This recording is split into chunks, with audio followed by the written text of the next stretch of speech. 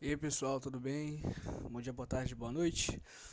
Passei um tempo aí estudando DDD e quero mostrar um pouco desse conhecimento para vocês e também que vocês possam entender de forma assídua, né, como é que funciona o DDD, tá? Então, bora lá.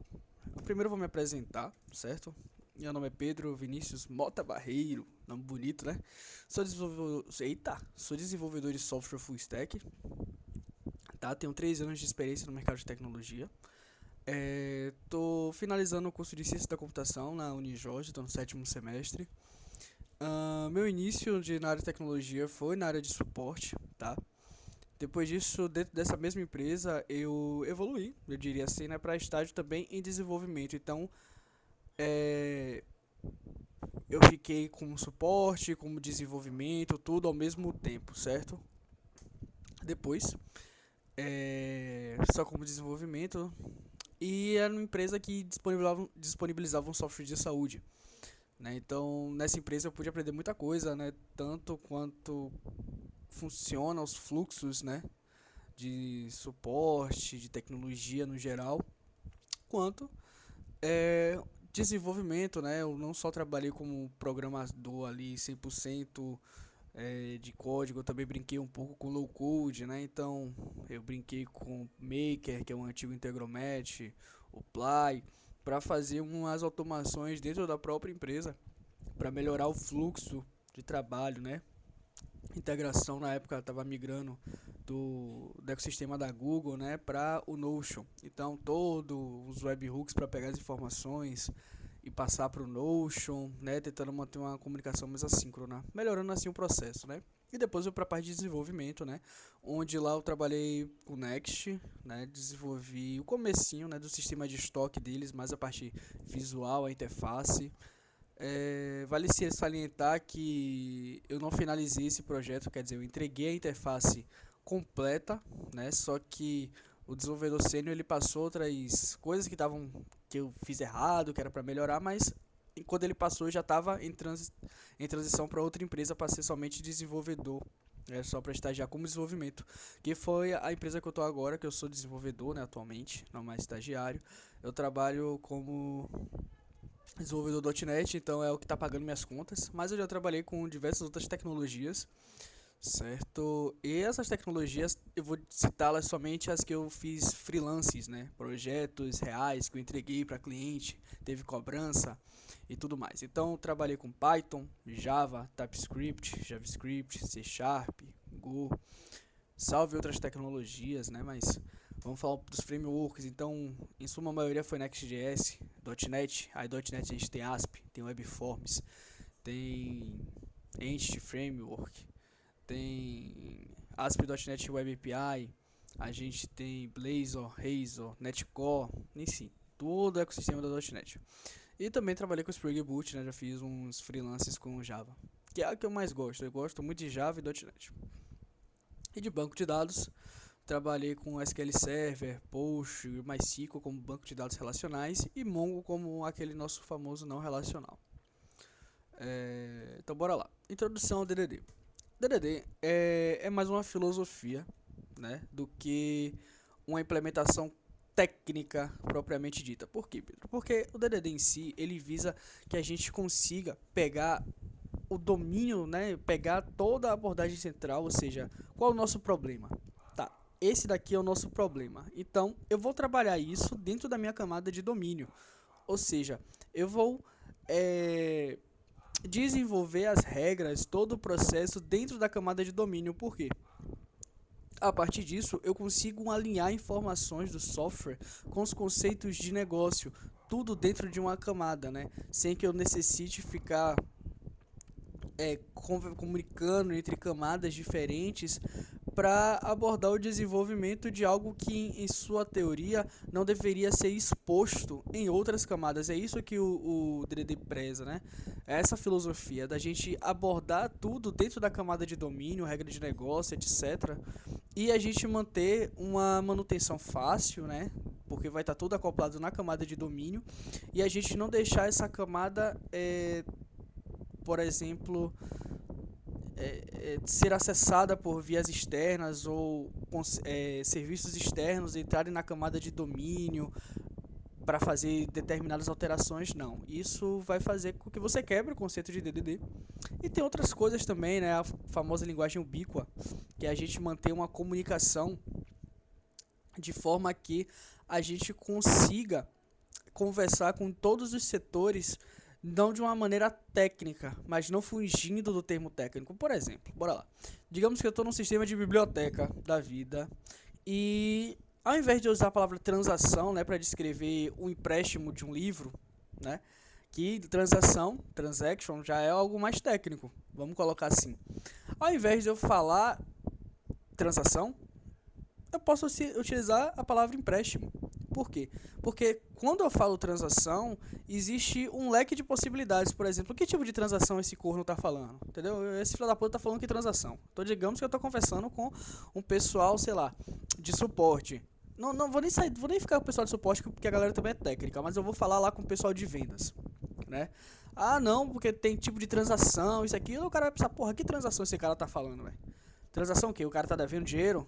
O cara tá, sei lá, tá querendo fazer que tipo de coisa aqui? Então, quando a gente utiliza o conceito da linguagem ubíqua, a gente melhora a maneira na qual a gente mantém a comunicação com outros núcleos da empresa. Então, por esse motivo, dentro desse exemplo, claro, a gente utilizaria a palavra empréstimo, porque assim todo mundo entenderia, empréstimo, empréstimo do livro, empréstimo de dinheiro, né, em outro conceito, e por aí vai, né? Se aplica muito ao tipo de sistema que você está trabalhando no geral, tá? E isso também, só para via de dúvidas, né, e curiosidade, o DDD foi criado, né, por um autor chamado Eric Evans, no livro Domain Driven Design, certo? Benefícios, né? Ou seja, ele reduz a complexidade, né?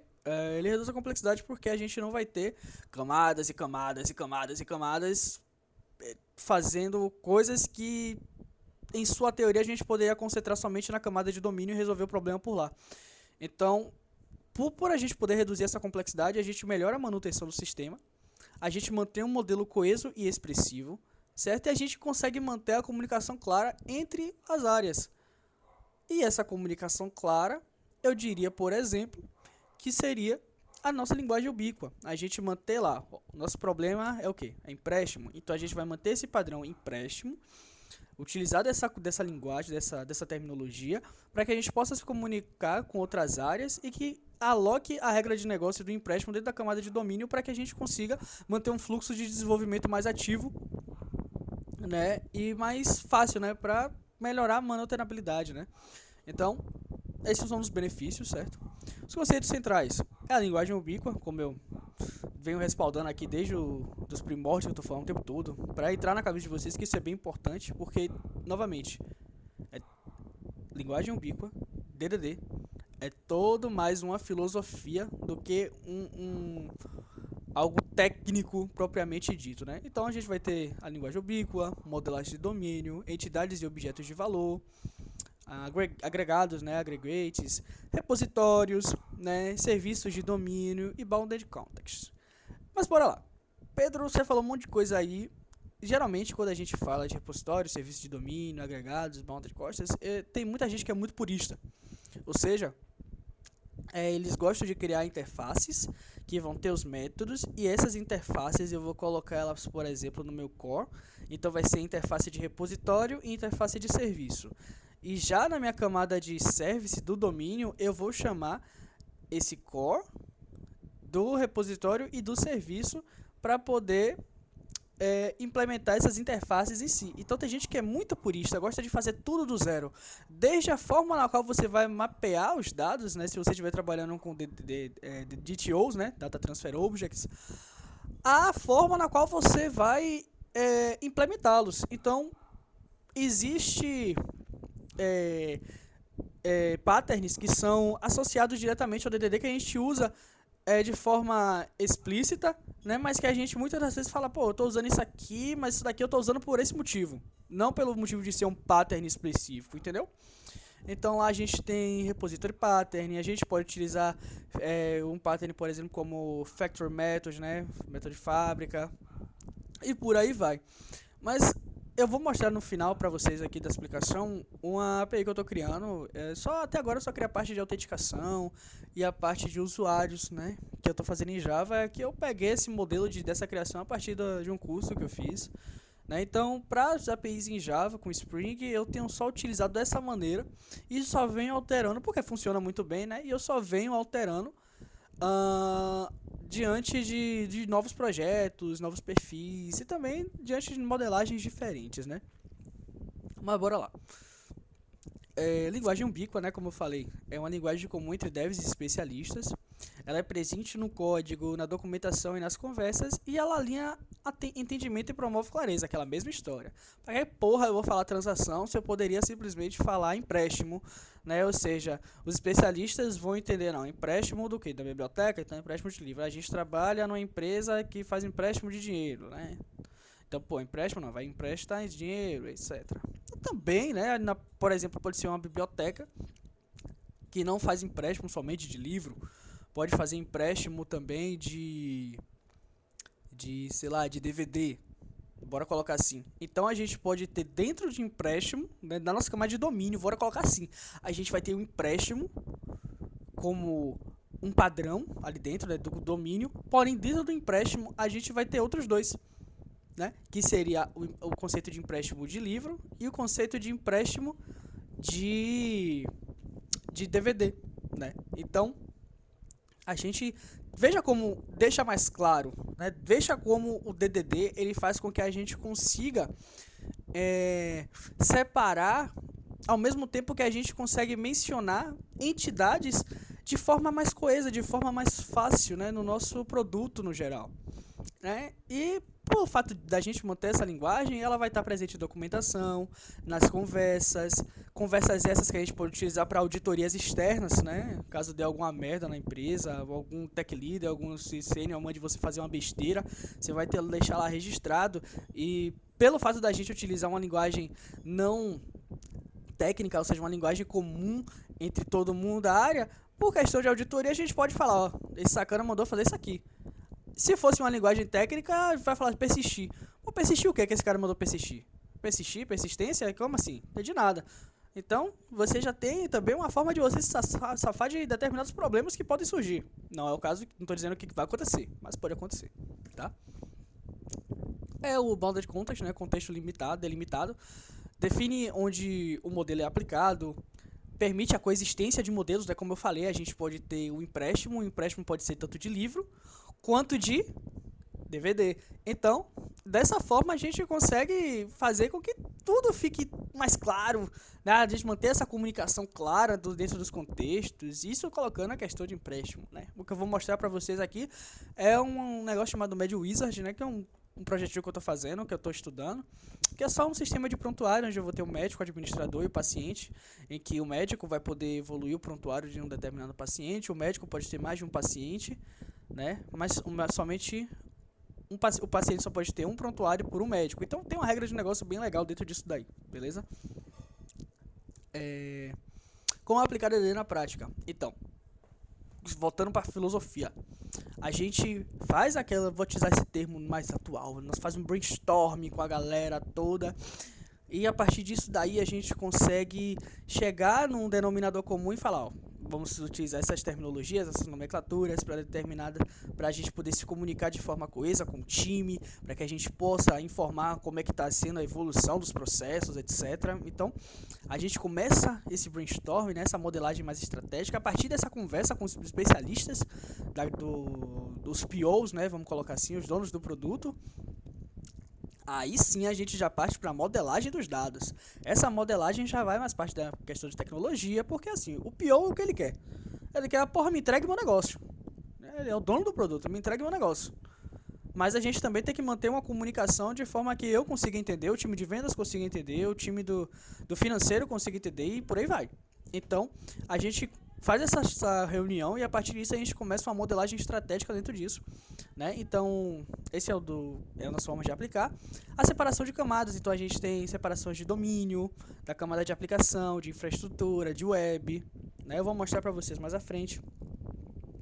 E a gente pode utilizar entidades, serviços e repositórios, como eu disse, a gente tem padrões, né, dos famosos design patterns. A gente tem esses design patterns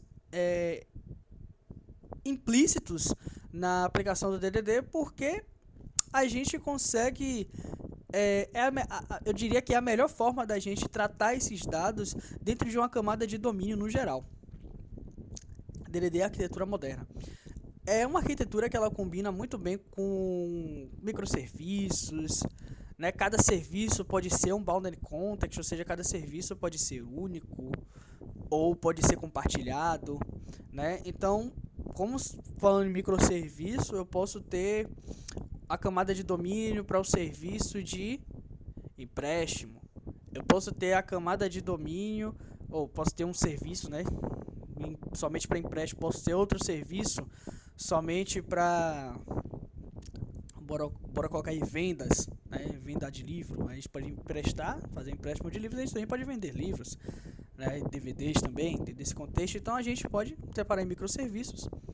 E a gente também, dentro de uma arquitetura hexagonal, né, hexagonal, nosso famoso Ports and Adapters, que a gente meio que cria todo um contexto ali dentro a gente isola toda a regra dentro do domínio, aplicando o DDD, e depois a gente vem com adaptadores e a gente passa essas informações a partir desses adaptadores. Pode ser handlers de acesso, pode ser qualquer coisa que você quiser, contanto que você, né, tenha tudo alinhado com a galera, o time da empresa em si, certo? Considerações finais. Exige disciplina e colaboração, então você não pode ser aquele cara frustrado da vida que não gosta de ninguém e falar, não, vou fazer isso aqui do jeito que eu quero. Não, você tem que falar com todo mundo, cara. Tem que ser uma pessoa, não, bora sentar, bora conversar, bora ter paciência, bora entender como é que funciona. Ah, Pedro, mas paciência em ambiente ágil não dá certo. Se vire. Você é desenvolvedor, você tá lá para resolver problema. Você não tá lá para ser o cara que vai... eu vou melhorar a porra toda. Não, você tá lá para resolver o problema, você tá lá para conversar com o time, para deixar o desenvolvimento algo mais fluido, você tá lá para melhorar esse fluxo, né, para ter suas responsabilidades como desenvolvedor também. Então, mas você também tem que colaborar, você tem que ter disciplina, você tem que saber que muitas das vezes você vai querer utilizar uma linguagem técnica naquele determinado momento, mas você vai entender que você não está falando com alguém técnico, você vai estar falando com alguém de outro setor, você tá pro setor de produto, de venda. Aí você tem que ter essa disciplina de falar, não, bora lá, vou falar dessa forma aqui com essa galera. Então, ele é focado, né, o DDD é focado no valor do negócio. E também é ideal para domínios complexos, quando a gente pensa em um sistema que ele vai ser utilizado por mais de 100 pessoas, vai ser altamente escalável, né? E por ser escalável, muitos problemas vêm surgindo. A gente nunca cria algo perfeito. O bug vai acontecer o tempo todo, bugs vão surgir e vão ter que ser resolvidos, assim como novas implementações. Então, quando a gente pensa em domínios complexos, ou seja, sistemas complexos, totalmente escaláveis, etc., se a gente aplica DDD da forma correta, a gente consegue melhorar a manutenabilidade do sistema, né? A sua interoperabilidade, por aí vai, certo? Dadas as considerações finais, eu vou mostrar agora para vocês uma APIzinha que eu desenvolvi, tá? Essa API eu desenvolvi, estou desenvolvendo em Java com Spring. E para começar, eu tenho as minhas camadas, certo? Veja que aqui, deixa eu só...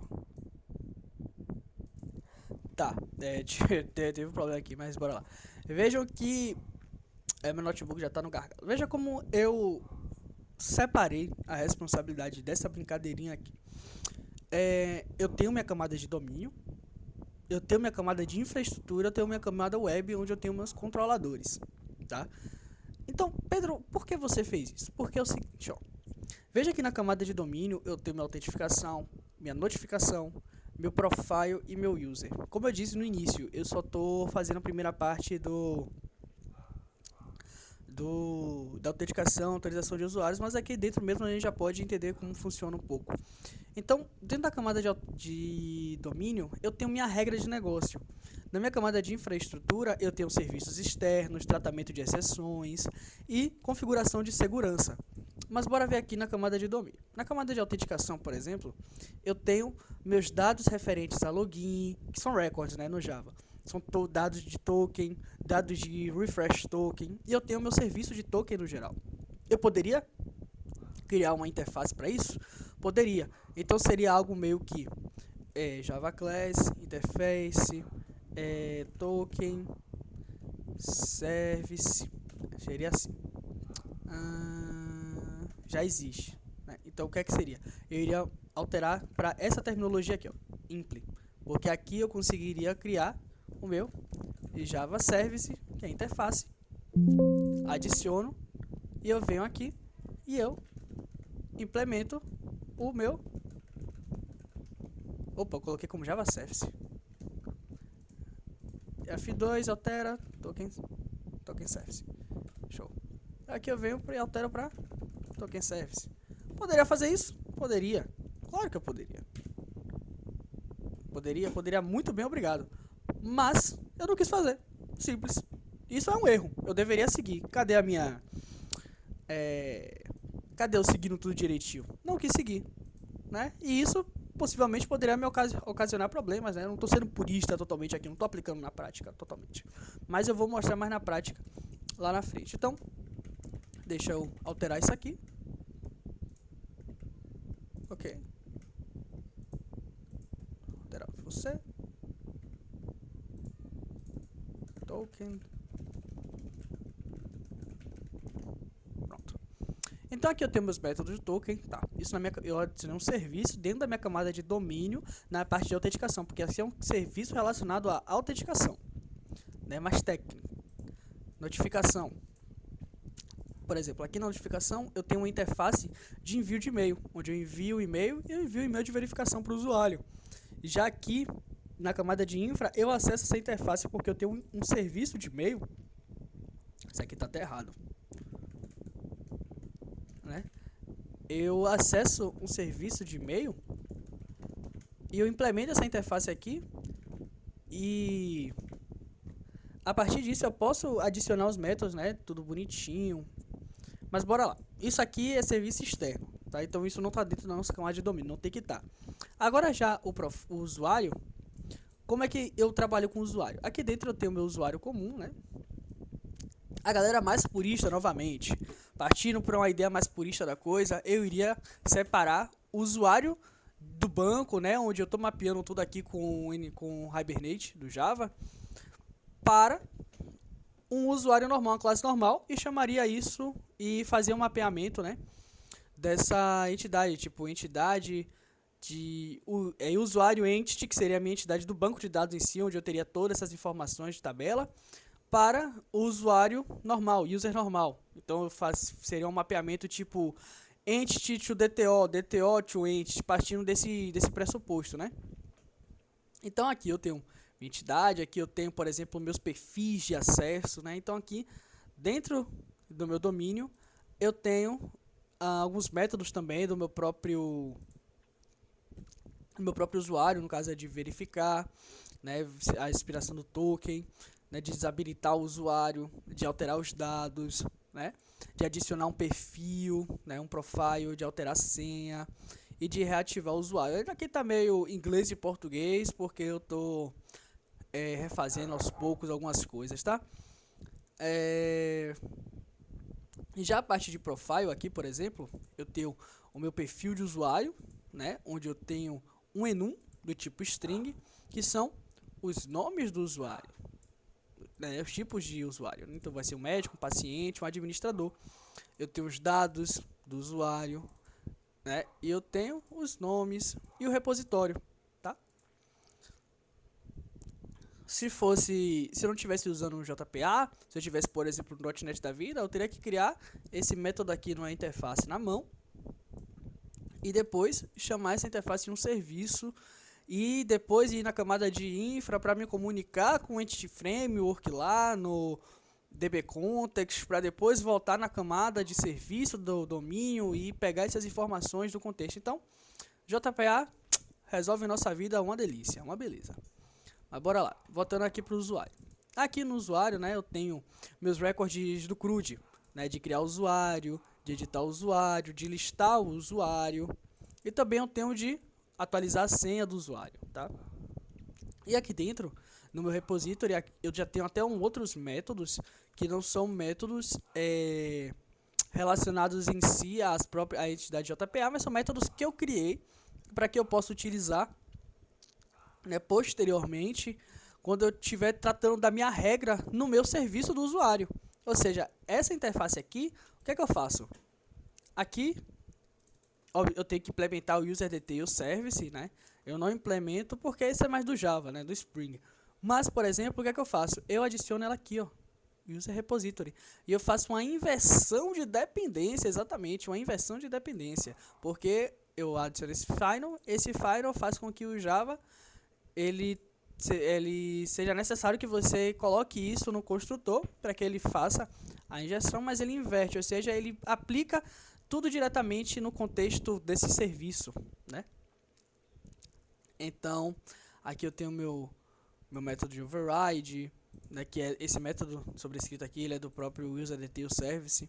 Eu tenho outros métodos, né, de hierarquia, de password encoder, de profile, né? Então aqui eu tenho o meu famoso crudão. Minha regra de negócio para criar, o que é que eu tenho que fazer, tenho que procurar por um nome, onde vai ser o administrador, e eu adiciono todo usuário que for um novo usuário, vai ser como do tipo administrador. Então essa é uma regra de negócio que tem que ficar na camada de domínio, certo? Mesma coisa para verificar e-mail, para dar um famoso find by username, todo tipo de serviço na camada de domínio, galera. Nunca se esqueçam de utilizar a camada de domínio para tudo. A propósito, isso daqui deveria estar com anotação, salvo engano. Isso aqui deveria estar assim, ó, para o Spring entender que isso aqui é um serviço, tá? Então, bora lá. Meu método de atualização, ou seja, o que vocês estão vendo aqui? Tá vendo toda a minha regra de negócio na camada de domínio. Isso especificamente para o usuário. Porque tem outras coisas, como eu mostrei para vocês, como o próprio e-mail, notification, né, do e-mail sender, que ele não é a interface dos métodos está aqui, né, na camada de domínio, mas essa interface está sendo aplicada na camada de infra no meu serviço de e-mail, porque é um serviço externo, né? Não é um serviço nativo, é um serviço externo que eu estou consumindo de um outro lugar, né? Já o meu usuário ele tem que conversar tanto com o profile, né, que é onde ele vai criar os perfis de acesso, quanto com os próprios métodos do usuário. Então a gente tem essa comunicação, a gente consegue manter esse contexto de comunicação aqui dentro do domínio. Aí partindo do que a gente já tem o nosso... E a gente adiciona isso aqui para onde a gente fala que vai ser transacionar com o banco, né? Adiciona um profile, etc. Aí a partir disso, a gente vem aqui agora para a nossa camada web, que é onde a gente vai ter os nossos controladores. Então aqui, por exemplo, tá vendo que aqui eu tenho o meu Authentication. Eu tenho meu serviço do token, meus dados do token, meu dado do token de refresh token, né, meu dado de login. Então aqui, por exemplo, no controle de autenticação, eu tenho, né, a injeção, dependência, inversão, né, pelo próprio User Repository, Token Service, Authentication Manager, que é uma classe do próprio do Java, né, Spring, do Security. E aqui eu tenho aqui, ó, meu mapeamento de login e meu mapeamento de atualizar o token, tá? Já no do usuário, vocês vão ver que eu não tenho nenhuma regra de negócio aqui, velho. A única coisa que eu tenho é a injeção aqui do meu usuário, né, do meu serviço, do meu User Service, a propósito. Do meu User Service, e aqui eu tenho os métodos de registrar, onde eu simplesmente chamo meu create, ou seja, eles não estão vendo o que é que está acontecendo aqui por baixo dos panos, como se eu estivesse criando um usuário aqui dentro do método post e colocando toda a regra aqui. Não, eu estaria fugindo do DDD. Aqui eu estou fazendo tudo direitinho, tá vendo? Eu só estou chamando os métodos relacionados ao meu serviço no endpoint e estou fazendo um retorno baseado no tipo da requisição, né? 200, né? Fazendo todo esse tratamento de erro. Então, é basicamente assim que você pode arquitetar, né, um DDD numa API em Spring. Eu poderia mostrar em .NET, mas já tem um outro vídeo onde eu mostro em .NET como é que isso funciona. Mas é isso. Posteriormente eu vou criar um projetinho para a gente fazer do zero, implementar do zero, né? Então vou trabalhar com autenticação, autorização, perfis de acesso, né? Vou trabalhar com todo o crudão assim, mais forte, aplicando o DDD, o conceito de DDD. Ah, Pedro, posso usar aqui em Architecture? Pode. Eu vou usar? Não, porque é horrível. É complexidade onde não deveria ter. Eu não estou trabalhando com a empresa, tipo assim, eu sei usar, mas se quiserem me pagar, Se não forem me pagar pra usar, eu não vou usar, pô. Negócio complexo, vou usar complexidade do nada pra quê? Pra dizer que eu sou bambambam? Claro que não, eu quero facilidade. Uma coisa que eu vou falar pra vocês. Toda complexidade que você traz, algum momento vai voltar com 2 botas e uma voadora. Uma voadora de 2 pés. Então, assim, se for para trazer complexidade no código, que seja algo realmente, de fato, necessário. Se não for nada necessário, não existe necessidade de complexidade. Isso só vai atrasar o fluxo. É uma dica, tá? Mas... E a arquitetura, o Clean Architecture pra mim é ridículo, eu não gosto, não gostei. Mas se quiser me pagar pra fazer, porra, pagando bem que mal tem, né? Então é isso, espero que vocês tenham entendido todo o contexto, né, do DDD. E é isso, galera, tamo junto, qualquer dúvida pode adicionar nos comentários ou também lá no LinkedIn. Podem me seguir no LinkedIn também, eu vou deixar o link na descrição do vídeo. E é isso, tamo junto, valeu!